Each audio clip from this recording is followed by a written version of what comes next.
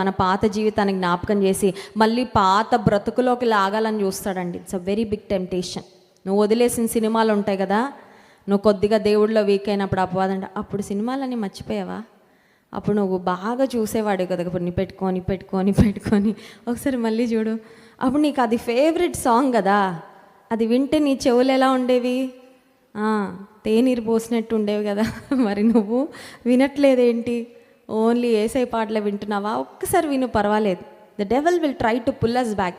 అపవాది ఎప్పుడు మనం వెనక్కి లాగాలనే వాడి ప్రయత్నం అండి. గడిచిన వారంలో ఒక యవనస్త్రాలు కౌన్సిలింగ్ చేస్తూ ఉంటే ఆ చెల్లెమ్మ చెప్తుంది, దేవుడికి దూరంగా వెళ్ళానక్క.